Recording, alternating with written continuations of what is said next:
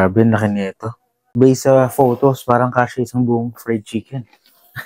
So, bumili si wife nito kasi mahilig ako mag-air fry since may hypertension na ako. So, hindi na ako pwede sa mga pan fry, yung lubog sa oil, yung mga deep fried. Kaya, simula nun, nag-purchase na kami ng turbo, ng air fryer. Yun nga lang, maliit lang.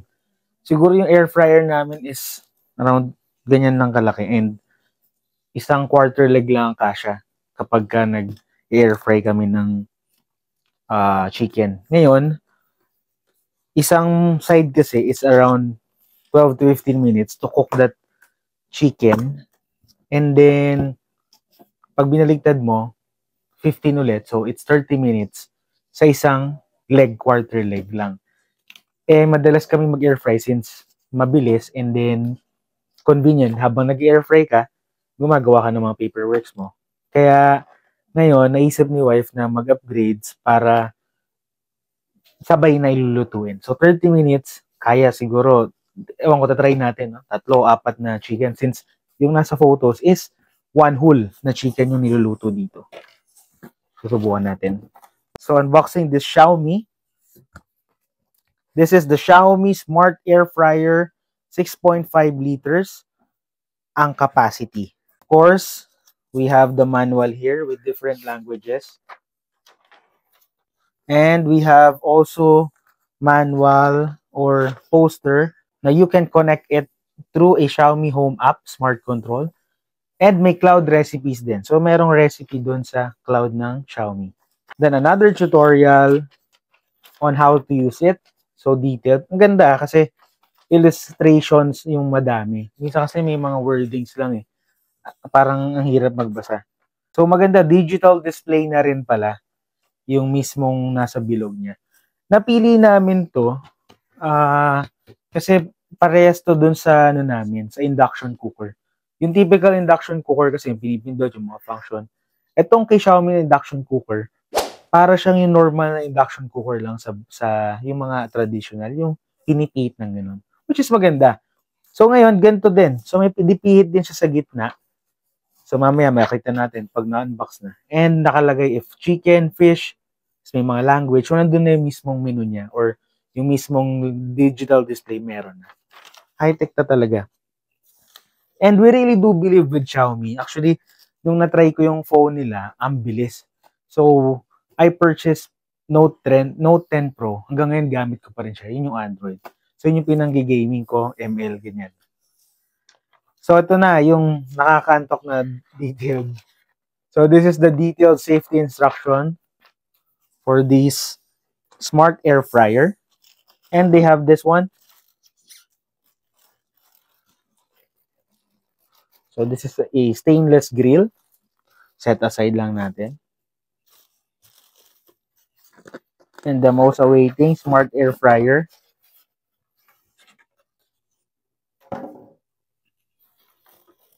Wow, ang laki. Angat ko lang, guys. So, tight na tight sa styro niyan. Ganyan kalaki. Baba ko lang yung box.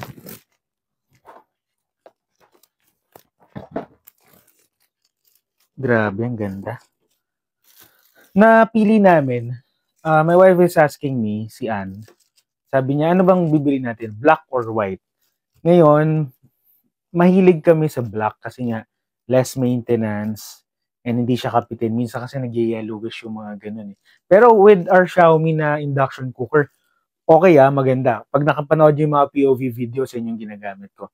So maganda. Hindi pa siya naninilaw. So it's around a year na namin gamit. So sabi ko, white na lang kasi mas appealing and mas maganda siya sa mata kapag nasa kitchen siya. Yung mga white. For example, white utensils, parang mas maganda yung mga white plates kaysa sa black plates. So it really depends. Pero in my opinion, yun yung maganda, parang, white, ang linis tignan. So, ganun. So, open natin. So, tulad niyan, sabi ng asawa ko, i-check daw lahat kung may dents. So far, so good. Pag namimili kami, lagi niya kinukuha yung nasa likod. Kasi nga, Pinoy style. So, yung nasa harap kasi baka nahawak-hawakan na daw, nalamutak na. Yung nasa likod is well preserved. So, yun yung kinukuha na namin. So, ito yung sinasabi ko na may LED display. Ang laki nito. So, kasya na isang buong manok. So, yung one whole chicken, if you will air fry it, kasyang-kasya dito. I think this is more like a family-sized air fryer. Yung before kasi namin is for single or for bachelor lang. Ito, maganda. So, this one, so hindi na kailangan ng plug na tatluhan, pero meron siyang pwede mo siyang bilan ng adapter. Kasi may mga outlet na hindi pa ganito yung bilog. Laki. So, side, check natin. Sobrang sleek. Minimalist in design. At the back, this is the power cord. And meron siyang exhaust here. So, dito nalabas yung init. So, check na natin. So, may sealed sticker siya, no? Yung blue. All good. Walang mga bumps. Walang mga dents. So, we do have the logo here on top. So, let's try to open. Wow, ang laki, grabe. At ang bigat. Kasyang-kasya na yung one whole chicken dito. May mga nakadikit siya, oh. Hindi mo siya matatanggal. Kaya meron siyang grill. Para ito lang hugasan mo. Yan, may grill na siya. A short story. Yung before kasi namin, may grill naman siya. Kaso, ano lang, what do you call this? In time, pagka nagsascrub ka kasi, pagka lagi mo hinugasan, nagra-rust. So, nagra-rust na yung mismong loob nun. So, natanggal na yung paint. So, yun yung worry namin. Baka mamaya yung food namin is rusting na, nahahaluan na. So, this one, may grill na siya. So, hindi mo na kailangan ito tanggalin. And, what we will be doing is we will order a silicone para itatakip mo na siya dito. I think that's much better para rin yung flavor nung mismong food na air fry mo is mag-i-stay lang. So, bibili kami ng silicone. So, gawa tayo ng video, another video for that one. So, this is big. This is 6.5 liters capacity. This is my palm. Yan, ganyan kalaki. So, to test out the digital display here, let's plug it in. Yan, medyo maliit lang yung cord niya. Siguro, it's around half meter. Mga 0.5 meters. So, check natin to LED. Di pa ako nakatry nito. I think this is the power on. Yun. So, may logo pa ng Xiaomi. So, we do have the defrost. Pizza. Galing. Cake. Pwede rin mag-bake ng cake. Veggies or vegetables ang lagay.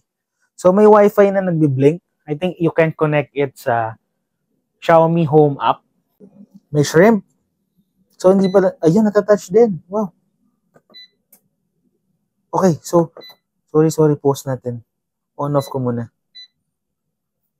Galing, ha? May fish. May lamb chops. May steak. So, it has a different variety on kung ano yung lulutuin mo. So, meron siya mga choices dito. Siguro kasi, minsan di mo alam ilan yung temperature para maluto mo or the way it cooks. So, I don't know. But I think that's a good thing here na kapag chicken, meron kasi kaming scenario before, 15 minutes ko with chicken, sakto lang, pati yung loob luto. Doon sa previous namin na air fryer. But, pag 15 minutes yung sa pork steak na niluto namin, sunog na. So, parang chicharon na, tigas. So, ganoon. At I think with this one, di mo na kailangan what do you call this? Magtimpla-timpla ng temperature. So, maganda yung pagkakaluto. So, we do have chicken wings, steak. So, bumalik lang yun. French fries, meron din. And may manual. So, pwede magma-manual ka. So, that's it.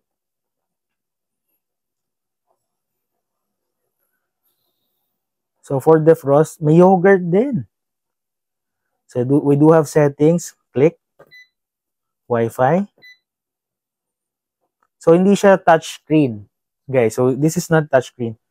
So, pe-press mo dapat siya to enter for that one. Wi-Fi reset, disable. So, pa magbaback, yan. I don't know how to back. Oh, so this one yung back. So, babalik talaga. So, try natin. Dried fruits. So, may time na siya. So, nagre-recommend siya ng time for dried fruits and then to start, press mo lang. Yan. So, nagkakaroon na siya ng sa loob. So, pause, click ulit. And then, pwede ka mag-modify ng temp tsaka ng time. So, off natin. Kasi, merong plastic sa loob.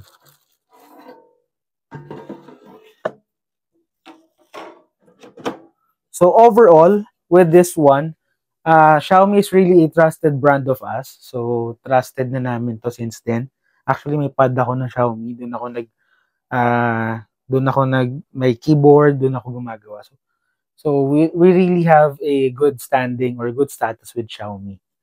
So this one, I'll give this a 10/10 since first time ko makagamit ng LED na air fryer. So this one is a smart one. So makikita nyo na ito sa mga POVs vlog natin and sa mga cooking vlogs ni wife. Covered pa, oh. Tanggalin lang natin. Nice. Okay, so let me correct myself. Once you open it, natatanggal pala to. So, para magitna mo, yan. Removable siya. Yan. So, pwede mo tanggalin yan. And, papakita ko sa inyo first. So, this one is removable. So, you have to put this grill para ito na yung parang dito na nakapatong mismo yung meat natin, and ito is yung sasalo dun sa mga oil na mahuhulog. Tapos, nabanggit ko kanina, for a while, we do have this silicone, kasi nga, experience namin before, na nagra-rust na since linis kami ng linis, ng parang yung green na panlinis natin sa kitchen, sa mga plato yan. So, wife bought a silicone para pang cover natin dito. So, I think this has a affiliate link din. So, i-add natin to sa yellow basket. But we will post this as magkaiba. So, this is a silicone for air fryers. But maliit siya. Hindi siya kasya. So, yan. So, this is a good tip para hindi na kayo mahirapan kasi ang hirap laging hugasan to. I don't know. Kahit, ito kasi painted, no? So, matatanggal siya kapag ginagamit mo yung parang, hindi naman yung steel brush or yung steel na panglinis ng mga cooking wares natin. Yung green na Scotch Brite, yun yung pinanglilinis ko kasi dito since may mga oil and may mga tumigas na chicken skin, mga ganun. So, yan. Basically, kung magkasing size sila, ipapatong mo lang yan. Dito mo nalalagay yung chicken. Ngayon, yung flavor nun, manunuot lang siya dyan. So, mas madali siyang linisin and mas flavorful yung mismong pagkain mo. Kasi nga, hindi na siya bababa. So, this one is a good thing din. So, ngayon, meron din siyang in-order na ganito. Anong tawag mo dito? Liner. So, pwede rin to. Ginagamit ko rin to sa So, disposable liner to. May ganito rin ako sa coffee machine. So, pwede yan. Ito, kasyang-kasya siya dito. So, liner para ito na mismo, hindi siya didikit sa mga stainless. Lagay mo lang yung chicken or yung meat mo, yung lamb, yung steak. Lagay mo lang, pasok mo lang sa loob.